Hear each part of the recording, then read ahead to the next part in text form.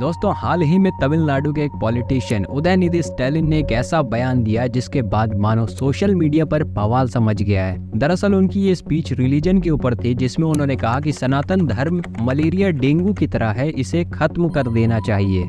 इस स्टेटमेंट के बाद मानो भूचाल सा आ गया। बीजेपी काफी एग्रेसिव मूड में है और पब्लिक में भी इस स्टेटमेंट को काफी क्रिटिसाइज किया जा रहा है और मीडिया को तो मानो एक आसान सा टॉपिक मिल गया जिसके ऊपर पूरा का पूरा दिन निकाल दिया गया। एक और बात बताऊं आपको, तो ये पहली बार नहीं हुआ कि तमिलनाडु से सनातन धर्म को मिटाने की बात कही गई हो, बल्कि इससे पहले भी साल 2018 में वीसीके के लीडर तोल थिरुमावलन ने स्मृति दिवस पर कहा, सामाजिक न्याय की जीत होगी और उस दिन सनातन को जड़ से उखाड़ फेंकेंगे। फिर साल 2019 में लोकसभा इलेक्शन से पहले कहा गया, सनातन खत्म होने पर ही भाईचारा कायम रहेगा। सनातनियों द्वारा इस देश को जो नुकसान हुआ है उसकी भरपाई करना हमारा कर्तव्य है। फिर इसके ठीक 2 साल बाद साल 2021 में विधानसभा इलेक्शन के एडवर्टाइजमेंट के लिए स्लोगन दिया गया, आओ सनातन को जड़ से उखाड़ें, चलो लोकतंत्र की रक्षा करें। ये सभी एंटी सनातन स्टेटमेंट के पीछे कई रीजन है, इसके कई अलग अलग पहलू हैं और इसे देखने के कई अलग अलग नजरिए भी हैं, जिसके बारे में अभी हम आपको डिटेल में समझाएंगे। इसके पास्ट और प्रेजेंट की पूरी कहानी आपको बताएंगे।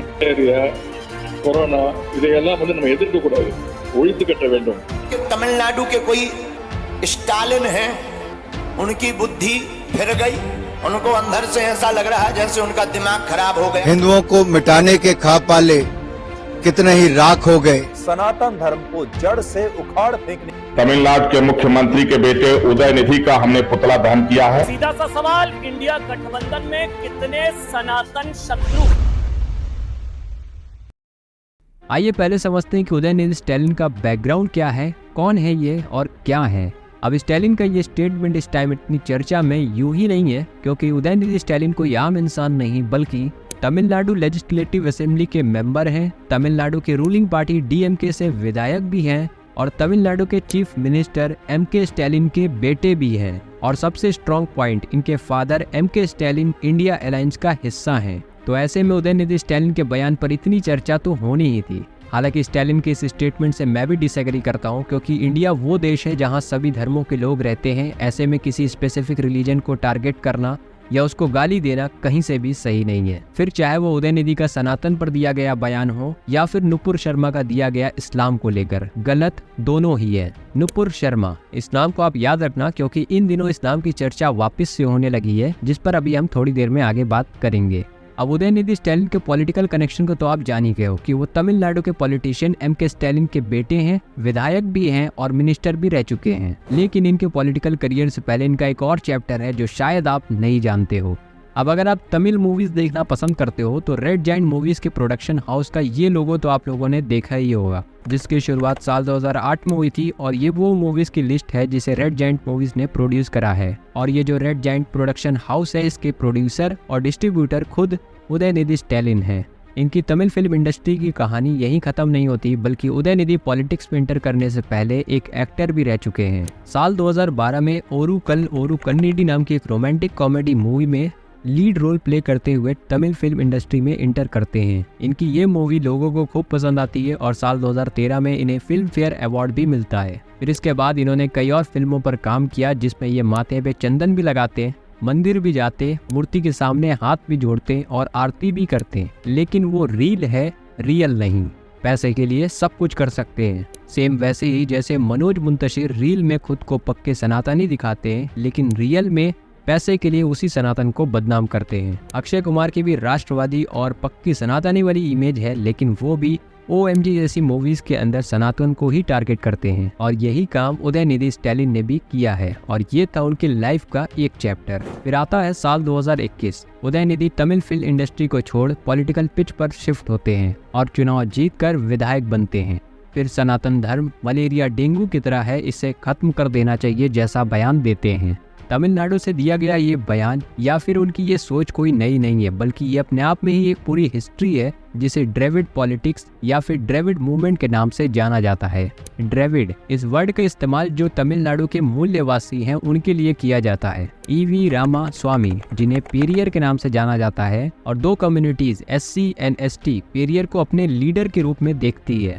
साल 1920 के दशक में पेरियर एक मूवमेंट की शुरुआत करते हैं जिसे द्रविड़ मूवमेंट का नाम दिया जाता है, जिसका मोटिव सोशल इक्वालिटी को एस्टेब्लिश करना, कास्टिज्म के खिलाफ लोगों को अवेयर करना और साथ ही तमिल लैंग्वेज, तमिल कल्चर और उनकी हिस्ट्री को लेकर लोगों को जागरूक करना था।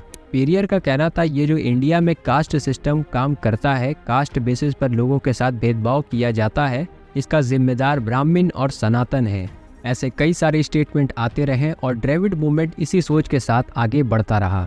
पेरियर हिंदुइज्म के कई सारे ट्रेडिशन और कॉन्सेप्ट को क्रिटिसाइज करते, जैसे कि पेरियर ने कहा है, जिसने भगवान को बनाया वो बेवकूफ़ है, जो भगवान को एडवर्टाइज करता है वो बदमाश है और जो भगवान की पूजा करता है वो बारबन यानी कि गंवार है। इतना ही नहीं बल्कि साल 1924 में वैकम मंदिर की एक मूर्ति को सिर्फ एक पीस ऑफ स्टोन कहा था। साथ ही पेरियर का कहना था कि आजकल के पुरुषों के अंदर सेल्फ कॉन्फिडेंस नहीं है, वो ये नहीं सोचते कि वो जो अपने प्रॉब्लम्स का सॉल्यूशन खुद निकालते हैं और भगवान का आदेश, भगवान का दर्शन, इन सभी का इन्वेंशन खुद इंसानों ने ही किया है। एक जगह और पेरियर कहते हैं कि मैंने पिलियार की मूर्ति को तोड़ दिया है, राम की तस्वीर जला दी है। अगर मेरे इन कामों के बावजूद हजारों लोग मेरी सभा में इकट्ठे हो जाते हैं तो ये दर्शाता है कि सेल्फ रिस्पेक्ट और विजडम का उदय हो चुका है।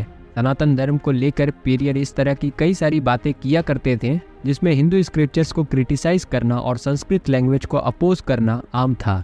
रामायण के बारे में पेरियर की क्या सोच थी उसके बारे में मैं आपको एक लाइन में बताता हूँ। पेरियर का कहना था कि रामायण द्रविड़ों को आर्य जाल में फंसाता है, उनके सेल्फ रिस्पेक्ट को खत्म करता है और उनके डेवलपमेंट को रोकता है। रामायण और हिंदुइज्म को लेकर पेरियर ने कई सारी बातें की हैं, कई सारे स्टेटमेंट दिए हैं जिसे बता पाना एक वीडियो में पॉसिबल नहीं है, इसलिए यहाँ पर हम थोड़ा स्किप करते हैं और थोड़ा आगे चलते हैं। साल 1944 में पेरियर अपने इसी द्रविडियन मूवमेंट और अपने इन्हीं सब बातों की वजह से इतने हाईलाइटेड फेस बन चुके थे कि उन्होंने अपने खुद की एक पॉलिटिकल पार्टी द्रविडियर खसगम डीके बनाई, ताकि वो सारी बातें जो अभी तक वो लोगों से कर रहे थे उन सारी बातों को पॉलिटिकल लेवल पर रख सकें। और यहीं से द्रविडियन मूवमेंट एक द्रविडियन पॉलिटिक्स की तरफ घूम जाता है। साल 1949 में सीएन अन्नादुरई एक नई पॉलिटिकल पार्टी स्टैब्लिश करते हैं जिसे द्रविड़ा मुनुत्रा कड़कम डीएमके नाम दिया जाता है। और द्रविडियन पॉलिटिक्स की असली शुरुआत यहीं से होती है, जहां द्रविडियन मूवमेंट के सभी मुद्दों को पॉलिटिकल मंच पर लाया गया। और इसका इम्पैक्ट ये हुआ कि साल 1967 में डीएमके तमिलनाडु की सत्ता में आती है और द्रविडियन मूवमेंट को एक पॉलिटिकल स्पेस मिलता है, लेकिन इनकी आइडियोलॉजी वही पेरियर वाली रहती है।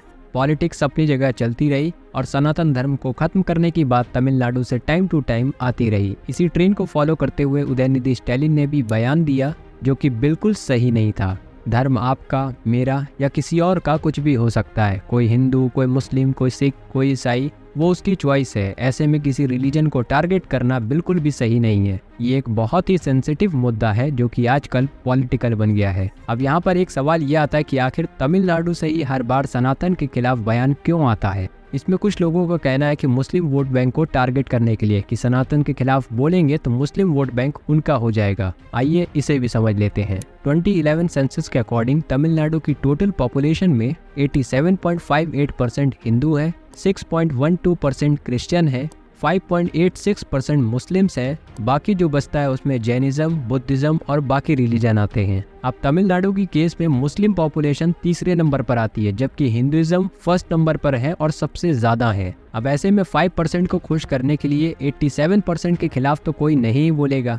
आइए आपको एक एग्जाम्पल से समझाते हैं। सिर्फ उत्तर प्रदेश के अंदर मुस्लिम पॉपुलेशन 20% है और 20% वोट के बावजूद यूपी की रीजनल पार्टीज मुस्लिम्स का वोट तो लेती है, लेकिन उनके राइट्स की बात नहीं करती। जब 20% के लिए नहीं करती तो 5% के लिए करने का सवाल ही नहीं पैदा होता। मतलब इस केस में मुस्लिम फैक्टर जैसा कुछ नहीं है। तो आखिर सनातन को ही टारगेट क्यों किया जाता है, यानी रीजन कुछ और है, हालांकि है पॉलिटिकल। आइए इसे भी समझ लेते हैं। तमिलनाडु के इलेक्शन को जीतने के लिए पार्टीज का फोकस 87% हिंदुइज्म पर ही रहता है, लेकिन जब आप इस 87% पॉपुलेशन को कास्ट वाइज देखेंगे तो 2011 सेंसस के अकॉर्डिंग तमिलनाडु में 68% पॉपुलेशन ओबीसी की है, 20.01% एससी, 1.1% एसटी और बाकी बचे हुए 10.7% लोग अपर कास्ट के हैं। अब अगर हम यहाँ पर गौर से देखें तो यहाँ 90% पॉपुलेशन 3 कम्युनिटीज की है, एसटी, एससी एंड ओबीसी, और ये वही लोग हैं जिनके सोशल इक्वालिटीज के लिए पेरियर ने द्रविड़ मूवमेंट की शुरुआत करी थी और लोग पेरियर को अपना लीडर भी मानते थे।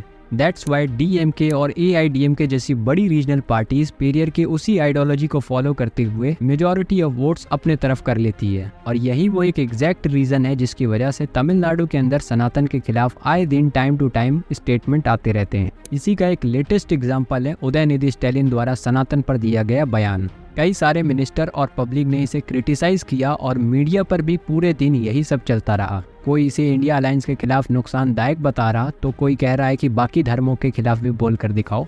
मतलब इन लोगों को इस बात से फर्क नहीं पड़ता कि किसी भी धर्म के खिलाफ करी गई गलत टिप्पणी गलत ही होती है, फिर चाहे उदयनिधि द्वारा दिया गया सनातन पर बयान हो या नुपुर शर्मा का प्रॉफिट ऑफ इस्लाम को लेकर। उदयनिधि स्टैलिन के इस बयान के बाद नुपुर शर्मा का भी नाम सोशल मीडिया पर काफी तेजी से ऊपर उठ रहा था। नुपुर शर्मा का कंपैरिजन उदयनिधि स्टैलिन के बयान के कंपैरिजन से किया जा रहा था। मतलब नुपुर शर्मा के सहारे उदयनिधि स्टैलिन को भी गलत बताने की कोशिश की जा रही है, जबकि ये वही लोग हैं जो उस टाइम नुपुर शर्मा को डिफेंड कर रहे थे और कह रहे थे कि ये एक फ्री स्पीच है। नुपुर शर्मा ने कुछ भी गलत नहीं किया और भी बहुत कुछ चल रहा था इसी मीडिया पर। हालांकि ईमानदारी तो वो होती कि जैसे आज उदयनिधि स्टैलिन के खिलाफ लोग बोल रहे हैं, ठीक वैसे ही नुपुर शर्मा के बयान पर भी बोलना चाहिए था, क्योंकि लोगों के सेंटीमेंट उस टाइम भी हर्ट हुए थे और इस टाइम भी हर्ट हुए हैं। वेल दोस्तों, ये थी तमिलनाडु के इस बयान की हकीकत, कैसे द्रविड़ मूवमेंट बना, और इस मूवमेंट की वजह से आज की डेट में तमिलनाडु के अंदर से इस तरह का बयान हमें देखने को मिलता है। वीडियो पसंद आई हो, इन्फॉर्मेटिव लगी हो तो प्लीज़ लाइक करिएगा, अपने फ्रेंड्स के साथ शेयर करिएगा, और हमारे चैनल पर पहली बार आते हैं तो सब्सक्राइब करिएगा, क्योंकि ये आपके लिए तो फ्री है लेकिन इससे हमको काफ़ी मोटिवेशन मिलता है।